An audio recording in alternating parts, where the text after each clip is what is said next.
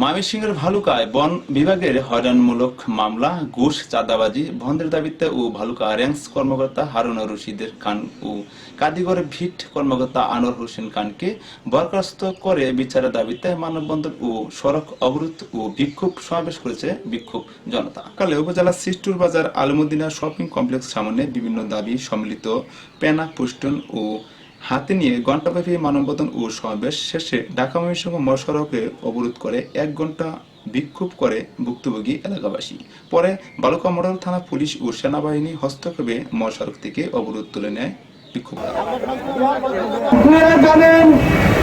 আমরা হাতির বাড়ির মানুষ বন কর্তৃক সর্বদাই নির্যাতিত, নিষ্পেষিত, মামলায় জর্জরিত, বিভিন্ন মামলায় অনেকে জেল করতেছেন, কিন্তু দেখা গেছে সর্বশেষ এই মামলাগুলির কোনো ভিত্তি নাই।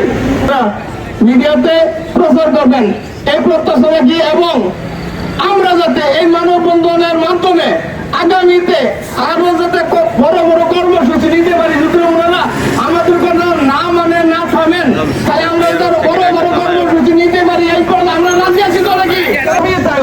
চারা লাগায়, যাদের কাগজ আছে কাগজের মধ্যে লাগায়, আর তাদের যে কি দাবি মূল্যে তারা চারা লাগায়, এটা আমরা নিজেও বুঝি না। এই দেশে বন বিভাগ আমাদেরকে হেস্ত করে, মামলা করে, ভয় দেখিয়ে কোনো লাভ হবে না। আজকে আমাদের বৈধ দখলীয় জমিতে চারা লাগানোর উপায় তারা করছেন। আমরা স্পষ্টভাবে বলে দিতে চাই, জনগণের সম্পত্তিতে কোন প্রকার অবৈধভাবে চারা লাগানো চলবে না। 26 নাম্বার মামলা করে মামলা বাজে আমি 19 নম্বর নাম্বার নামে মামলা দিয়েছি। আমার যে বসত বাড়িতে আমি যেখানে বসত করি, আমার বাপদাদার আমি বসত করতেছি, আমার বাড়ির 100 বছরের মধ্যে আমার বাড়ির বয়সটা, সেখানে একটা ঘর তোলার জন্য আমি টাকা দিতে হয়েছে। আমি 10 টাকা টাকা দেওয়ার একটা ঘর তুলছি। আমি চাই বন্ধুকে প্রতিষ্ঠা করে বলতে চাই, আপনারা মিথ্যা মামলা প্রত্যাহার করুন, নাহলে আমরা এর বড় কঠিনভাবে আপনাদেরকে প্রতিরোধ করার জন্য কঠিনভাবে আমরা আন্দোলন করে দেওয়ার চেষ্টা করব। দেখছেন দেশ টিভি বাংলা টেলিভিশন।